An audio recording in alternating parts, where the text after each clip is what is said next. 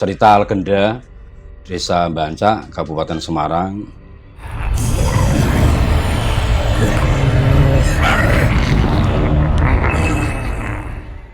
Menurut konon kabarnya Mas ya, dari turun-temurun nenek moyang itu dinamakan Desa Bancak.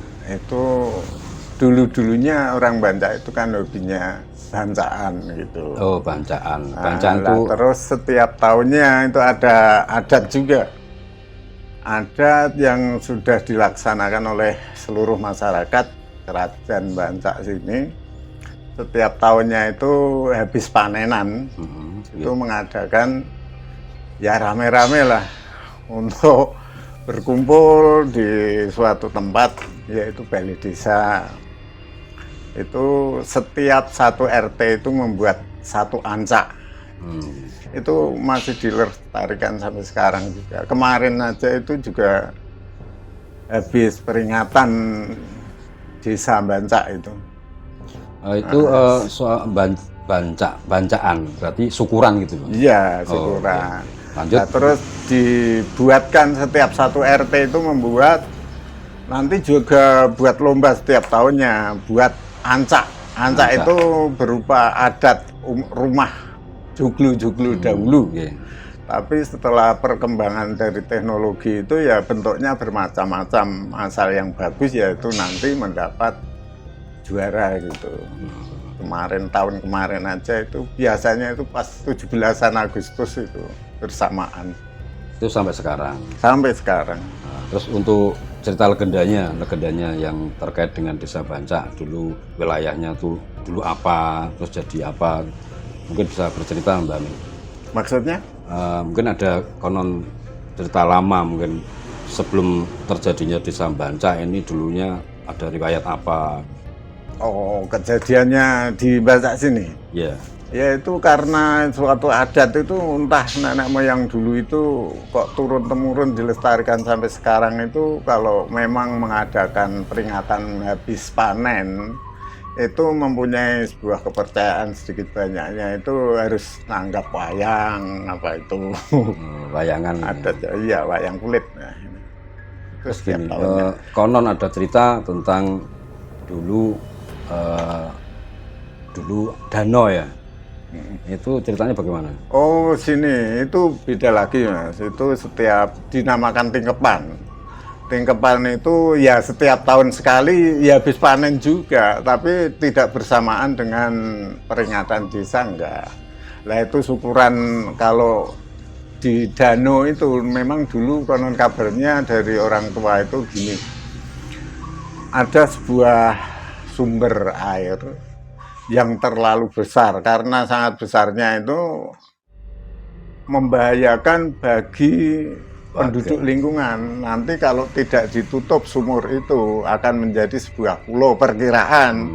Itu maka yang namanya Mbah Wali Nawawi, ya itu tokoh ulama agamis ya, sini ulama dulu ya. Wali lah, wali. Disebut orang banyak itu wali.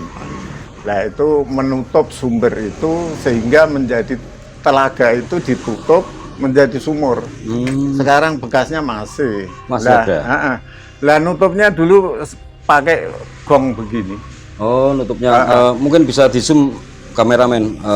Nutupnya sama ijuk.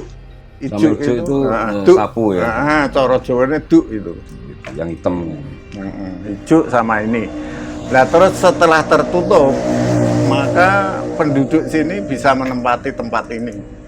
Kalau tidak ditutup, dulu mungkin penduduk sini tidak ada karena jadi akan menjadi danau. Ya. Itu untuk diameter sumur itu diameternya sekarang ya nggak bisa diperkirakan, hanya cetek aja. Oh, gitu, dangkal. Tapi ada suatu tempat yang setiap tahunnya masyarakat sini kumpul sana membawa bakul. Bakul isinya nasi nanti ditukar sana. Seandainya saya bawa satu bakul, teman saya sana satu bakul, RT yang sebelah sana nanti ditukar di sana. Itu sudah kebiasaan. Dan biasanya itu membuat rujakan gitu. Oh, rujak. Rujak dari melanding, dari babal gori. Gitu. Oke, ini Mbak Amin, untuk dari cerita di wilayah Desa Bancak sendiri itu terkait dengan cerita Dusun Sumala ya. Ya, Kumala yang Sumala ya, Sumala. Sumala Ya, Dusun Sumala itu katanya mungkin dari sini dekat ya. Kalau saya itu kurang paham masalah itunya. Oke, paling-paling sekitar berapa kilo lah dari sini? Kalau dari sini sampai sana itu ya enggak ada 2 kilo, 1 kilo mungkin. 1 kilo ya. Nah, Ya, 1 mungkin kilo. nanti kita tetap ke lokasi untuk pengambilan video di sana, dan juga nanti kita datangi juga tokoh masyarakat ataupun warga sekitar yang akan bercerita tentang Dusun Sumala. Buat teman-teman yang penasaran, nanti bisa kita saksikan. Mungkin untuk tambahannya, saya juga akan bertanya sedikit lagi tentang lokasi sini. Ini Mbak Amin banyak koleksi seperti ini. Mungkin ada riwayat-riwayat apa, terus ada cerita apa di balik barang-barang ini. Mungkin apakah bisa nanti kita juga bahas juga, ada yang lebih tua atau lebih dulu tahunnya, ada cerita Kalau juga. cerita di balik itu yang maksudnya itu cerita yang gimana? Misalkan ini peninggalan dari siapa, Oh, iya. terus tahun berapa, terus ada cerita sejarah apa. Kalau namanya gini-gini itu kan hanya melihat anu saja teman. Feeling kita itu dari barang itu. Kalau memang itu tua kan nggak ada yang bandingannya yang lain kan. Oh gitu. Tapi Lebih saya lama. pernah kejadian itu satu ini dulu lampu. Ini Ya. saya dapat Dari? dulu dari Purwodadi kali ya. Waktu istri saya itu masih dinas, saya pun juga masih dinas. Itu pernah, dia kan kuliah di Satyawatana Salatiga, mau membayar semester, tidak punya uang. Lah ini pernah saya bawa ke tempat Haji. Bawa tempat Haji sana, dulu kendaraan saya kan Hijet 1000 itu. Lah itu waktu saya naikkan itu, saya starter itu tidak bisa. Motornya. Waktu ini di dalam mobil. Oh, dimasukkan ke mobil, mobilnya nggak mau hidup. Tidak mau hidup. Lah setelah didorong orang banyak itu juga nggak hidup sampai di SPG Salatiga. Saat itu kan SMA 3 itu dulu SPG itu. Nah itu sampai di sana didorong orang banyak tidak mau. Tapi kalau orang 4 itu mau. Lah setelah sampai di Mbah Kaji sana ditawar 900. Padahal di sini di rumah ditawar orang itu 1,5. Akhirnya, iya, akhirnya saya bawa pulang bahwa itu udah nggak usah dijual kan gitu. Sampai di perempatan itu minggir. Lah itu Hijet itu nggak bisa dikendalikan. Sama sekali nggak bisa. Jadi saya bawa sopir 3. Gitu. Ada Mas Puji Pungkorsari, Adi Embok itu yang dari Jawa Timur, Joko namanya.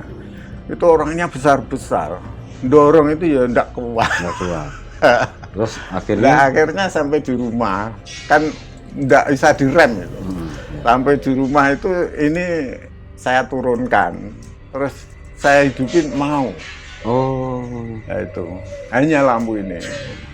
ini secara kebetulan berarti mungkin atau yang punya atau mungkin Ya belum mungkin mengizinkan sedikit banyaknya itu mungkin gak epong dulu itu ceritanya gini. Pernah saya ambilnya ini kan orang 2 dari Demak sana. Nah terus saya taruh di bawah sana, teman saya yang namanya Pak Medi itu yang saya suruh bawa. Nah ditaruh di sana 1 minggu. Itu waktu pagi mau subuhan itu di samping lampu ini itu ada orang itu belikung gitu loh. Belikung itu apa? Belikung itu nggak pakai pakaian. Oh, tanpa baju. Lah dia itu juga lupa, nggak tanya, nggak apa-apa.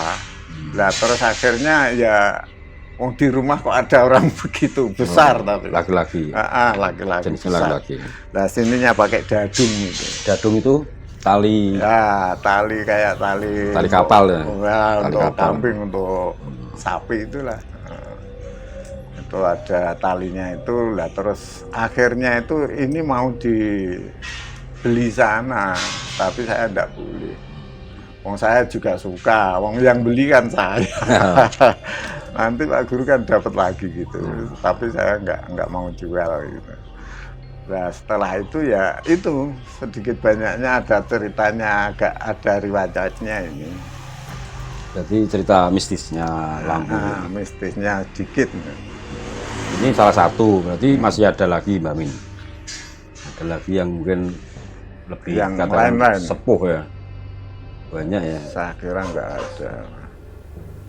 Kalau orang-orang lain itu yang adik-adiknya Mbok Wedok itu kalau sini itu mungkin ya terenjoki, tapi kalau saya nggak pernah. Istilahnya di tempat sini katakanlah banyak barang-barang tua. Apakah juga itu hampir tiap malam atau bagaimana, ada cerita-cerita mistisnya bagaimana? Karena channel kita channel bercerita tentang mistis, jadi mungkin Iya. Kalau saya sendiri pribadi belum pernah, tapi yang lain-lain itu kalau pernah ya. nginap di sini itu Oh. sering tidak berani. Lah pernah itu saya pernah difoto di belakang sana. Belakang. Itu anak saya itu yang moto, terus saya kan berdiri di samping saya itu ada pocong di belakang sana tadi. Di fotonya ada pocongnya. Fotonya ya mungkin sudah kehapus sama di HP itu loh. Lah kan anak-anak juga takut juga. Tapi kalau saya waktu foto terus ada pelangi melingkar, itu masih fotonya. Di pas belakang. Iya di belakang sana, ya pas depan itu belakang. tadi di depannya ada orang iya. berdiri.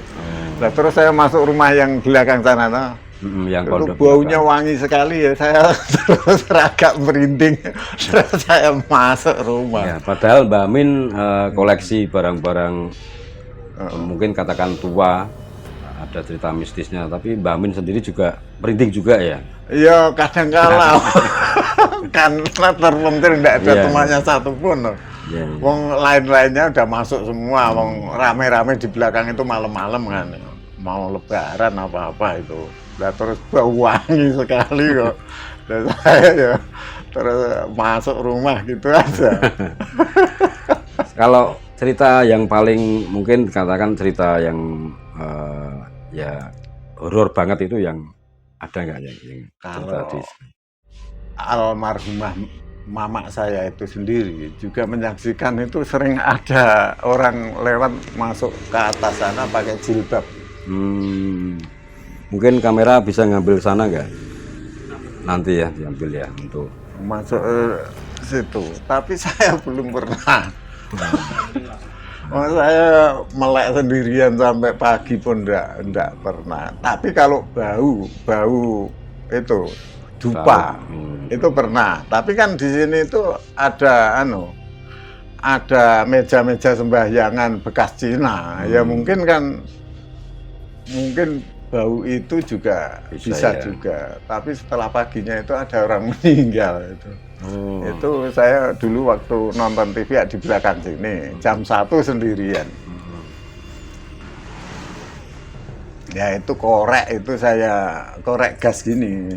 Saya masukin saku sini sambil melihat TV itu nyedot sendiri. Ya di saku sini, tapi enggak apa-apa. Habis bau harum itu. Ya yang bau harum ini kayaknya. Tapi kan itu memang bekas meja sembahyangan Cina. Ya mungkin kan jarang-jarang orang yang berani masukkan gini. Iya. Ya mungkin teman-teman tadi ada cerita sedikit tentang mungkin barang-barang tua di sini, ada cerita dari Mbah Amin. Mungkin untuk kelanjutan kita eksplor ke Dusun Sumalanya, kita akan berkunjung ke sana. Oke? Mungkin cukup sekian Mbah Amin, terima kasih waktunya. Sampai ketemu di video channel tentang sekitar kita yang lainnya.